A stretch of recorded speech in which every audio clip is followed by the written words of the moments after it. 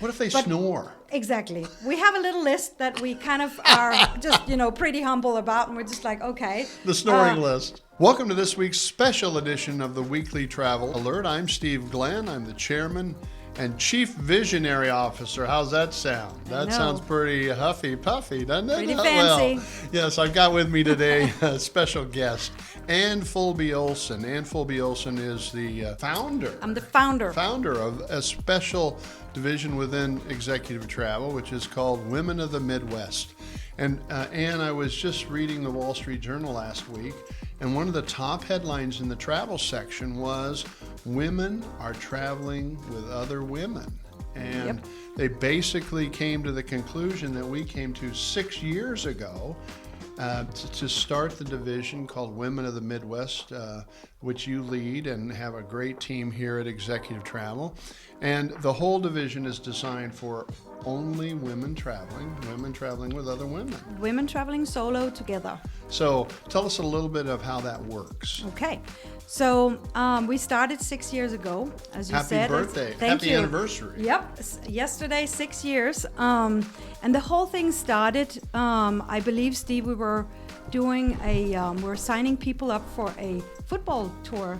The Huskers with the Rutgers in New York City. Yeah. And we had planned that for, I guess it was the autumn of 18. And that was a combination men and women. Men and women. And we had 250 spots to sell. And the first 40-some people calling in to sign up for the tour was women. So I remember very well, I went into your office and I said, hey, we got to do something, because if there's such a great need for women to travel together, we need to do something more than just a football tour, with some shows at Broadway and whatever we had in the trip. So that's how it all began, and you just basically told me get to work. All right. And so that's what I did.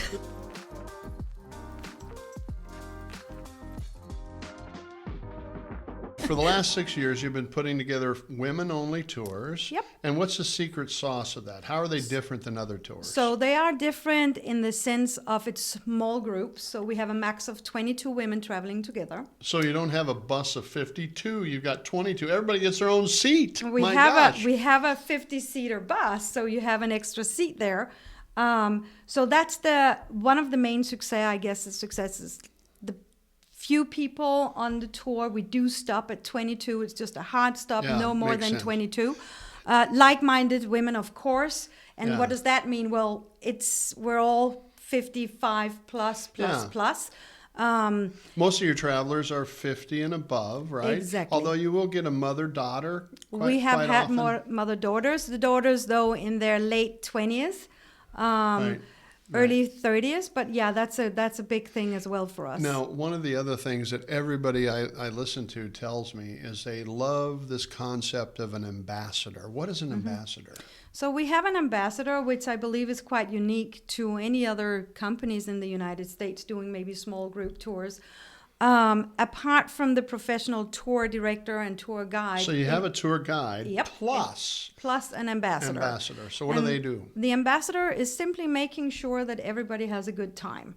Okay. So a concierge? A concierge as well. Kind of make it and a personalized? right hand to a tour guide, tour director, making sure that, everybody feels good. If somebody looks a little blue in the morning, why do you look like that? Well, I didn't get the pillow yesterday from the reception, the extra pillow that I needed, so I have a slight headache. Well, why didn't you tell me yesterday? I could have fixed that for you. So now let's go get it fixed. So it's just concierge, make everybody feel good. Ambassador, and we've had a great success with that. I don't believe anybody else is doing it. No, I don't either. And the thing that struck me when I read that article in the Wall Street Journal is it just makes sense that women want to travel with other women. They feel safe, they feel secure, they feel like they can talk to each other about things that women want to talk to, whether that's food or history or design or flowers or eating. And what we're seeing also is some of the men don't want to travel. They want to go hunting or fishing or go to the football game, where the women may say, hey, I want to travel. And especially women that might be widowed or divorced, and they're saying, hey, I want to go see the world, and you've made it easy for them to do that. everybody has a story, and we share them as much as you want to during a tour. Every time a group comes home, it's like a sisterhood. They feel so connected. We have been so blessed that we have so many repeat travelers. Yeah. Solo travelers find another solo traveler, and then they say, hey, let's go together to Portugal. Yeah, now explain that. Don't you call that share and Pair and share. Pair and share. Yep. Because that's one of the problems. If I'm an individual traveler, if I'm a lady and wanted to travel, and to travel by myself, I might pay an extra $1,500 to travel and be in my own room. Whereas you, with your share and pair, how does that work? So it works in a way that we pair and we let the two women meet each other before they go out traveling, which most companies that will help you, assist you with finding a roommate, will let you meet at the airport when you're ready to not a good deal. Leave. Not a good deal, because it's not all of them working out. I would say 90% find each other. They're great. What if they snore? Exactly. We have a little list that we kind of are just, pretty humble about, and we're just like, okay. The snoring list. Maybe consider going through these kind of things. Sleeping habits as well. Somebody gets up in the middle of the night 10 times. Some have something that they do every morning. So we let them meet at least 4 months before they go. If they are signed up, which normally our tours fills pretty fast, so we're blessed with that. But we let them meet. If they live in the same city, they meet, we'll sponsor a coffee. If they are not in the same place, they can meet via, FaceTime or WhatsApp videos, whatever they want to do. But we make sure that they go over the list, and then they actually sign a little contract with us that they are okay, both of them, and ready to share a room with someone. It seems like the other thing that I've noticed with all your women's tours, Women of the Midwest, is when they come back, it seems like they've formed a sisterhood. Exactly. It's kind of like now they're all family. And they're family that get along, had fun, had memories, and they'll have reunions. They'll share pictures. You have a private Facebook page. We set up a private Facebook as well. You don't need to be a Facebooker to travel with us, but we do set up a private Facebook page that you can share. Hey, I came back home. I made this pie that we had over there, and I utilized my cranberries from the New England trip for this, and they're sharing. It's really big. I saw one of your ambassadors once Barb Wallingford had put together a photo album, and she sent it to all the people, and it was so fantastic. I thought this would make a trip really super special, very personal. Yep. And I think that's what people are looking for. Women are looking for, hey, I want to see the world. Perhaps I've worked all my life, or my husband and I did, and he wants to go fishing, and I want to go see the world. So I think we've come on, and you as a founder have really built a great program. Now, let's talk 2024, because you just handed me this. This is a little, I don't know if you can see this, Women of the Midwest. Teaser. The 2024 journeys. How many you got? We've got 44 this year. 44? Yep. Oh my goodness, and that's international and domestic? It's a combination, yeah. Mostly Europe? Is that where you're at? It's mostly Europe, yes. We were excluded, of course, from Israel, so it's been a big journey for us, but we'll come back when things are safe and sound. But it is mostly Europe.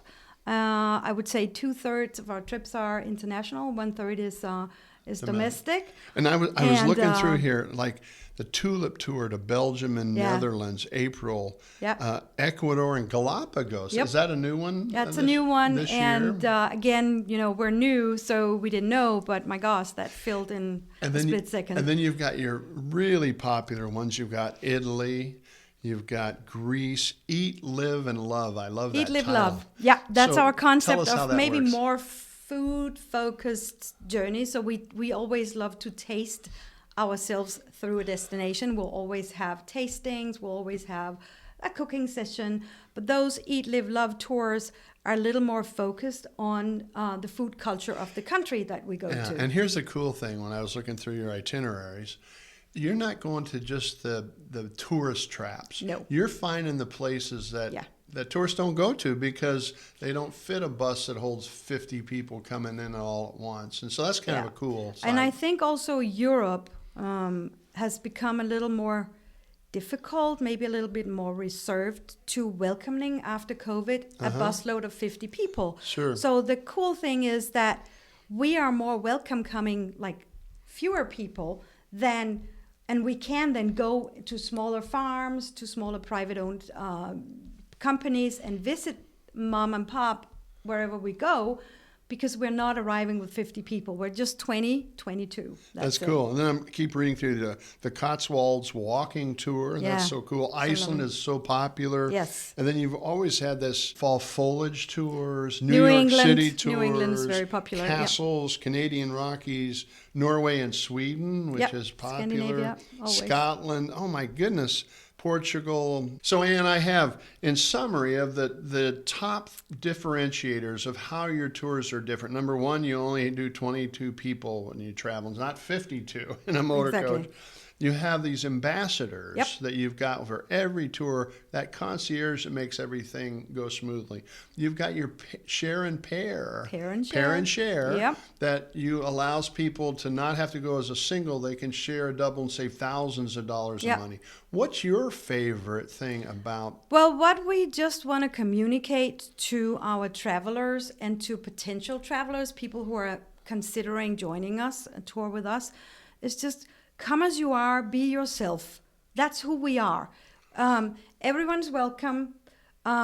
We are who we are, and we just have a wonderful time. So come as you are, be yourself. Natural. Very natural, very personalized, and just consider traveling with us. It's not complicated. It's pretty simple, and we guarantee you will have a wonderful, wonderful tour. Absolutely, and that's the nice thing I notice on all the exit surveys that you send out is, I had so much fun, and I can't believe I haven't done this before, most people say. So before we go, they have to learn about Ann Fuldby-Olsen. You actually live where? I live in Athens, Greece. Athens, Greece. And you're from? Copenhagen, Denmark. And you speak how many languages? 6.5. The half is French.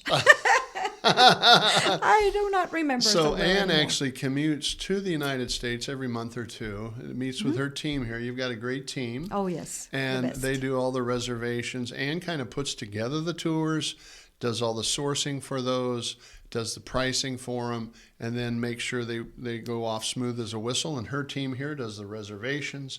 And now you've got tours that have already sold out for 2024. Yeah, we do. It's crazy. This week, how many reservations did you have just in the last 6 days? 32 reservations. 32. Boom, boom, boom. This is when people are making reservations, ladies. And if you're thinking about doing a 2024 tour and you perhaps can't get the husband or your good friend to go with you, you may want to just consider the Women of the Midwest tours and call into the Office of Executive Travel. Ann Fuldby-Olsen's joined me today. Ann, thank you so much for just giving us an oversight into the tours. And I know you were just at the Women's Expo. Yep, we had a big exhibition here in Lincoln, Nebraska for the Women's Expo last weekend. It was a blast.